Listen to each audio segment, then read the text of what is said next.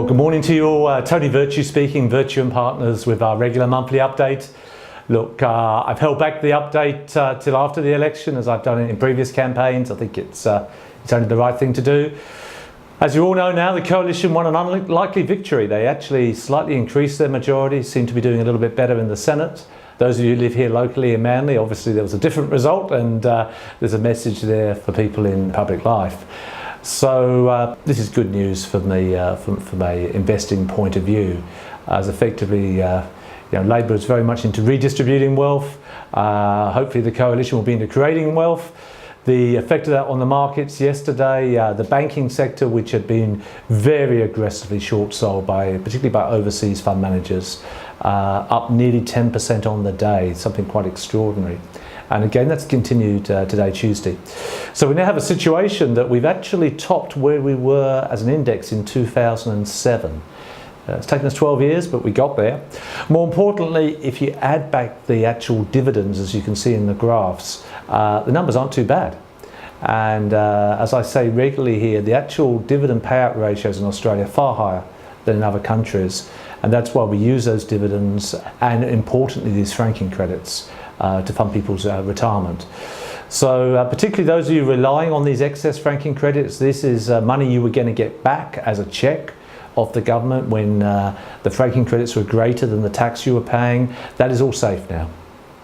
You know, it's a great relief to us all. Obviously, there's been a lot of phone calls here, and when you think about it, it just isn't right. People who have made provision for their own retirement, bought Australian shares, employ Australian people and pay Australian tax, who've paid tax, the companies have paid tax on your behalf. All we're saying is that you're entitled to that tax benefit. So that's good news. In the property side, news this morning that APRA have actually now dropped this 7% buffer rule. So those of you who've been coming here for loans, even though we're loaning money at 3.7, we've had to calculate at 7%. So that's good news. That's going to mean it's going to be much easier to get a loan. At the same time now, the coalition have said no intention of changing negative gearing rules, no intention of changing the capital gains tax rules as far as the 50% threshold. So you'll still be able to get 50% of any gains exempt. Now, when you start looking at the maths on this, it was pretty self-evident that a Labor victory had been factored into the property market.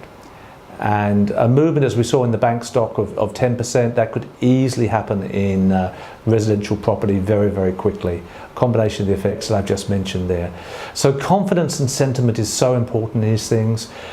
Ultimately, investors are rational.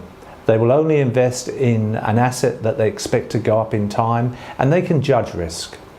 So the long and the short of it, it's a bit of a shock to the system. I won't talk too much today about other matters. There are clouds out there. It looks like the US is tightening, and they've probably peaked at their interest rate cycle. Here we may well drop rates in the next couple of weeks. It is better just to get rid of this APRA buffer first, which is the obvious thing to have done, and to be frank, should have been done quite some time ago. But all of these things should be a stimulus. Finally, as you can see in my notes, the vast majority should be getting a tax credit at the end of the year. It was one of the promises of the Morrison government in the recent budget. Now, whether they get that through before or after the 30th of June, I think it has bipartisan support. So you should be getting a decent tax credit back of over $1,000 for those who put your tax returns in on time in July or August there. So look, things are pretty buoyant. It was a surprise, this election. There's no question about that. The bookmakers got it wrong, and the pollsters got it wrong. But the public are a good judge of what is best for the community. So that's enough for today. I can say we did not change any asset allocation. So those of you holding the banks, etc., you have made that 10% over the last couple of days. We held the line. You don't run ahead of information. You wait till that information is clearly in the market.